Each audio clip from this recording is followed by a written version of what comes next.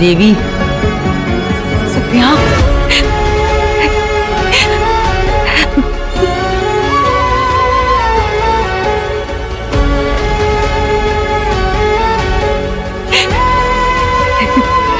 சத்யா, எனக்காக நீ என்னென்னமோ பண்ற. அவரோட சேர்ந்து தாத்தா பாட்டி கால்ல விழுந்து ஆசீர்வாதம் வாங்குறப்போ மனசெல்லாம் நிறைஞ்சு போச்சு. இது போதும் சத்யா. உனக்கு நான் என்ன கைமாறி செய்ய போறேனே தெரியல. அக்கா, ஏன் கண் இப்படி கலங்குற? எப்படி கெத்தா?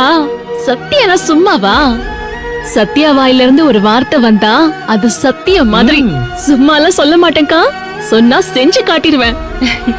நீ ஹாப்பினா எனக்கு அது போதும்க்கா. ஹாப்பியா?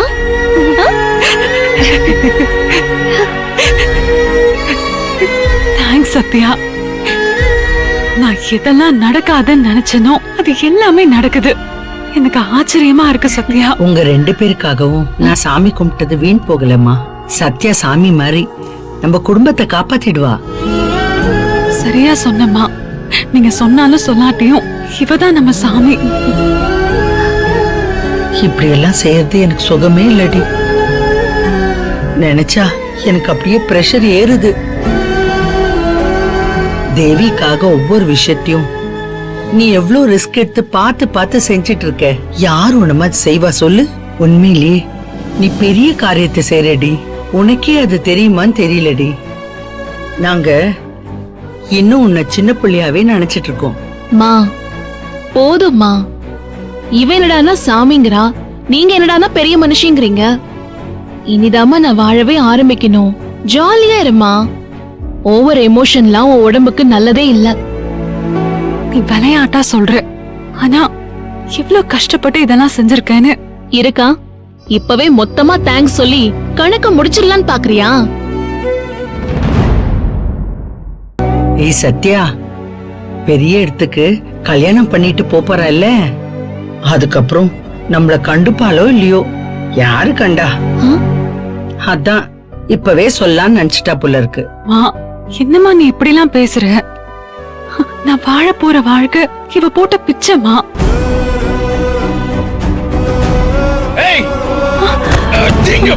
என்ன பேசிக்கிட்டு இருக்கீங்க? எங்க ஏங்க இப்படி சத்த போட்டு இருக்கீங்க? இப்படி எல்லாம் பேசிக்கிட்டு இருக்கிறதுக்கு உங்களுக்கு கூச்சமா இல்ல, வெக்கமா இல்ல? என்ன பெருசா சாதனை பண்ணி கிழிச்சிட்டீங்கன்னு இப்படி பீத்திக்கிட்டு இருக்கீங்க? மூஞ்ச மூடிக்கிட்டு திருட்டுத்தனமா இப்படி ஆசீர்வாதம் வாங்குறது, அங்க போய் போட்டோ ஷூட் எடுக்கிறது, இப்படி எல்லா விதமான கேவலமான சம்பிரதாயத்தை பண்ணிக்கிட்டு இருக்கீங்க. ஒரு அப்பனா நான் இதெல்லாம் உட்கார்ந்து பாத்துக்கிட்டு இருக்கணுமா? கடவுளே, இதெல்லாம் ரொம்ப கேவலமா இருக்கு. நான் இதெல்லாம் உட்கார்ந்து பாத்துக்கிட்டு இருக்க முடியாது. எங்க ஏன் இப்படி எல்லாம் பண்றீங்க? என்னமோ ஒரு தப்பு நடந்து போச்சு, அத மாத்த முடியுமா, அத சரி பண்ண முடியுமான்னு தானே பாக்கணும்.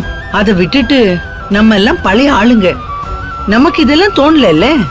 சத்யா புத்திசாலித்தனமா ஒன்னொன்னையும் பார்த்து பார்த்து பண்ணிட்டு இருக்கா.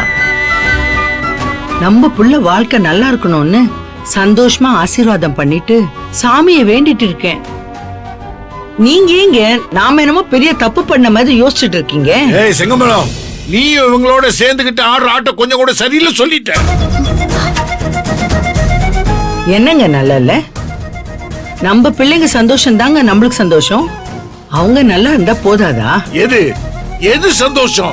இப்படி திருட்டுத்தனமா புடவை வாங்குறது, ஆசீர்வாதம் வாங்குறது, இதெல்லாம் ஒரு சந்தோஷமா? ஜிமிக்கிய கீழே போட்டு அதை எடுக்கிற மாதிரி காலில் விழுந்து ஆசீர்வாதம் வாங்குறாங்க. இல்ல, நான் தெரியாம தான் கேக்குறேன், இந்த மாதிரி நடக்கிறதெல்லாம் கல்யாணமா? எங்க நம்மளால நினைச்சு கூட பார்க்க முடியாத அளவுக்கு கல்யாணம் பெருசா பிரம்மாண்டமா நடந்துட்டு இருக்கு. ஏய் செங்கமலம், நீயும் வாய்ப்பு கிடைக்கும் போதெல்லாம் அப்பப்ப என்ன குத்தி காட்டி பேசிக்கிட்டு இருக்க.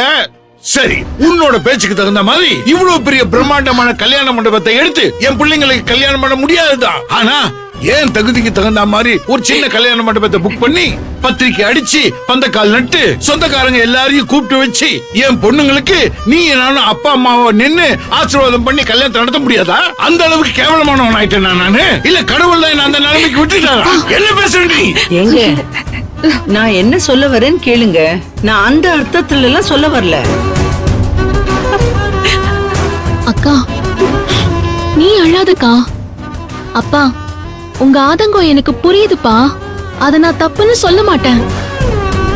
ஆனா சில விஷயம்லாம் கை மீறி போயிடுச்சுப்பா. இது எல்லாத்துக்குமே காரணம் இந்த செல்வநாயகி தானே. அவளோட பணத்திபுரு செல்வாக்கு தானே காரணம். முடிச்சு காட்டுறேன், மொத்தமாவ கதையை நான் முடிச்சு காட்டுறேன்.